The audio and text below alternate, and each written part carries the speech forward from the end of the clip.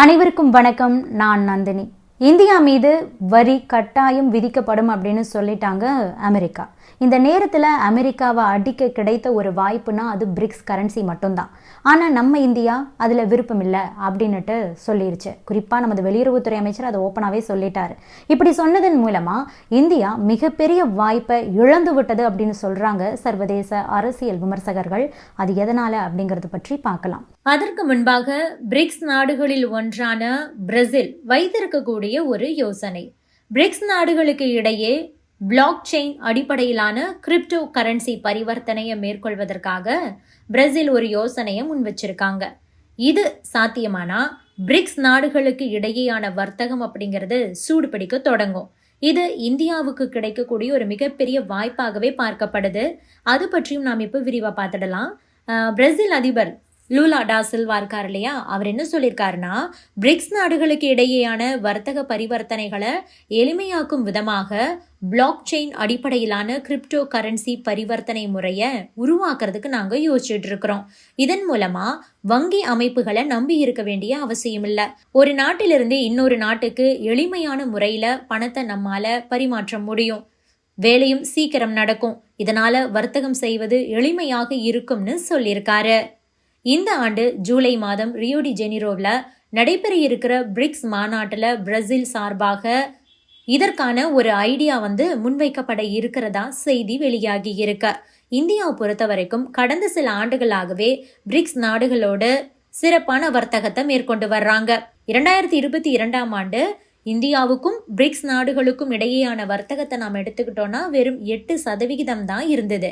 ஆனால் 2018 அது 14% உயர்ந்தது. 2022 வர்த்தக மதிப்பு 100 பில்லியன் அமெரிக்க டாலர்களை கடந்தது. 2023ஆம் ஆண்டு நிலவரப்படி பார்த்தோம்னா பிரிக்ஸ் நாடுகளுடைய தேவைகளில் இந்தியா 7.9% அளவுக்கு பூர்த்தி செய்திருக்கு. மொத்தத்தில் பிரிக்ஸ் அமைப்பு இந்தியாவுக்கு ஒரு பணம் கொழிக்கக்கூடிய மரம் மாதிரி தான். ஆனால் இந்த வர்த்தகம் போதாது.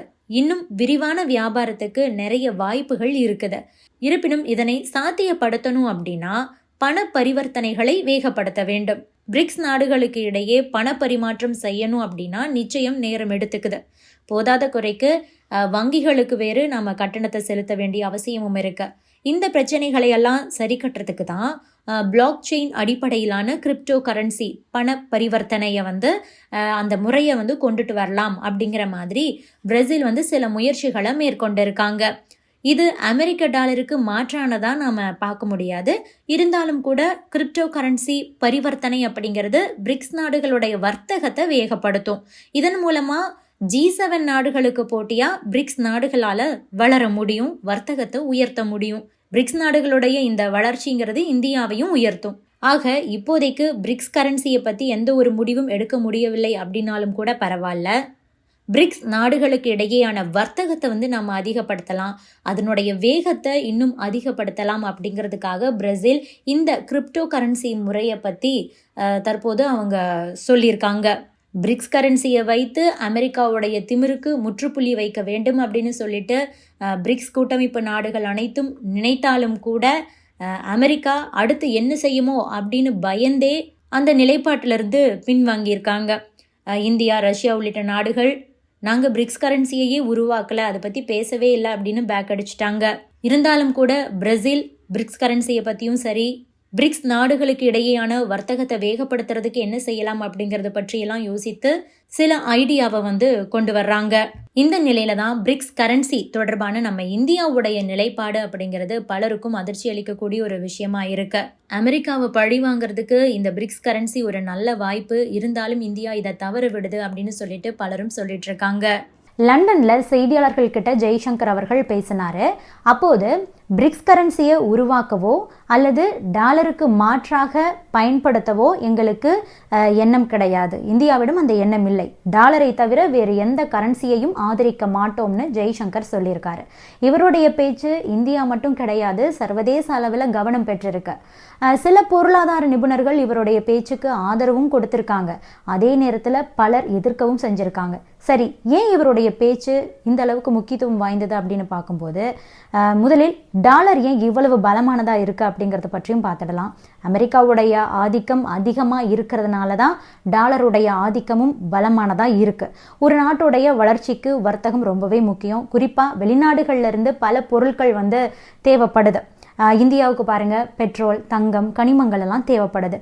இதெல்லாம் எங்கிருந்து கிடைக்கும்? பெட்ரோல் அரபு நாடுகள் கிட்ட இருந்து கிடைக்கும், தங்கம் லண்டன்ல இருந்து கிடைக்கும், கனிமங்கள் எடுத்துக்கிட்டோம்னா அது ஆஸ்திரேலியாவில இருந்து நமக்கு கிடைக்குது. சரி, இதையெல்லாம் நம்ம எப்படி வாங்குறது அப்படின்னு பார்க்கும்போது இதுக்காகத்தான் டாலர் பயன்படுது. அரபு நாடுகளுக்குன்னு சொல்லிட்டு தனி கரன்சி இருக்கு, லண்டனுக்கும் சரி ஆஸ்திரேலியாவுக்கும் சரி தனி நாணயம் இருக்கு. அப்படி இருக்கும்போது ஏன் அந்த நாடுகள் டாலர்ல பொருட்களை விற்கிறாங்க? காரணம் அமெரிக்காவோட ஆதிக்கம் தான். இராணுவ ரீதியாகவும் தொழில்நுட்ப ரீதியாகவும் இன்னும் பல விஷயங்கள்ல அந்த ஏற்கனவே சொன்ன அந்த 3 நாடுகள் பார்த்தீங்கன்னா அமெரிக்காவோடு இணைந்து தான் பயணிக்கிறாங்க. இந்த நாடுகளுக்கு அமெரிக்காவுடைய தேவை இருக்கு. எனவே அமெரிக்க டாலர்கள்ல பொருட்களை இவங்க விற்கிறாங்க. டாலர்ல வர்த்தகம் பண்றது அப்படிங்கிறது அவங்களுக்கு சாதாரணமா இருக்கலாம். ஆனா இந்தியாவுக்கு சிக்கலான ஒரு விஷயம். பெட்ரோல் நமக்கு ஒரு மிகப்பெரிய தேவை. அதை வாங்கணும்னா நம்ம டாலர்ல தான் வாங்கி ஆகணும். இன்றைய தேதியில டாலருடைய மதிப்பு 87 ரூபாய் 23 பைசா. அப்படின்னா நம்ம முதல்ல டாலரை வாங்கி அதை வைத்து மறுபடியும் பெட்ரோலை வாங்க வேண்டிய அவசியம் இருக்கு. இது நமக்கு 2 வேலை. நமக்கு மட்டும் கிடையாது, நம்மள மாதிரியே வளரக்கூடிய நாடுகள் எல்லாத்துக்குமே இதே சிக்கல் தான். எனவே இதற்கான மாற்று யோசனையை பல நாடுகளும் வந்து முன் வச்சாங்க. இப்படி வந்தது தான் அந்த பிரிக்ஸ் கரன்சி அப்படிங்கிற யோசனையே. பிரேசில், ரஷ்யா, இந்தியா, சீனா, தென்னாப்பிரிக்கா, இந்தோனேஷியா மாதிரியான இந்த நாடுகள் எல்லாம் சேர்ந்தது தான் இந்த பிரிக்ஸ் அமைப்புங்கிறது. இந்த நாடுகள் தங்களுக்கு இடையே சொந்த கரன்சியில வந்து வர்த்தகம் மேற்கொண்டு வர்றாங்க. அதாவது இந்தியாவுக்கு பெட்ரோலை ரஷ்யா தான் சப்ளை பண்ணுது. ரஷ்யாவுக்கு நாம ரூபாயை தான் கொடுக்கிறோம், டாலரை கொடுக்கறது கிடையாது. இதனால நமக்கு நிறைய லாபம் கிடைக்குது. இந்த வர்த்தகத்தை ஒரு படி மேல உயர்த்துறதுக்கு தான் பிரிக்ஸ் நாடுகளுக்குன்னு சொல்லிட்டு ஒரு பொதுவான கரன்சியை உருவாக்குறதுக்கு சீனாவும் ரஷ்யாவும் வந்து முயற்சி பண்ணிட்டு இருக்காங்க. இதை வைத்து சீனா கிட்ட இருந்து தொழில்நுட்ப பொருட்களையும் இந்தோனேஷியா மற்றும் தென்னாப்பிரிக்கா மாதிரியான நாடுகள் கிட்ட இருந்து கனிம வளங்களையும் நம்மனால வாங்க முடியும். அப்படி மட்டும் நடந்ததுன்னா டாலருடைய மதிப்பு சரிய தொடங்கும். முற்றிலுமாகவே சரியாது. அதே நேரத்தில் ஆசியாவில் மட்டும் கணிசமான அளவுக்கு டாலருடைய ஆதிக்கம் குறையதான் செய்யும். இது பார்த்தீங்கன்னா ட்ரம்ப்புக்கு நாம கொடுக்கக்கூடிய ஒரு பதிலடியா இருக்கும். இந்தியா மீது அதிக வரியை விதிக்க போறேன் அப்படின்னு பேசிட்டு இருக்காரு, விதிக்கவும் போறாரு. ஏற்கனவே கனடா, மெக்சிகோ, அது போக சீனாவுக்கு அதிகமான வரிகளை போட்டிருக்காரு. இந்த வரி அப்படிங்கிற அந்த ஒரு அச்சுறுத்தல் நம்ம பக்கம் திரும்பாம இருக்கிறதுக்கு பிரிக்ஸ் கரன்சியை நோக்கி நாம நகருவது அவசியம் அப்படின்னு சொல்றாங்க பொருளாதார நிபுணர்கள்.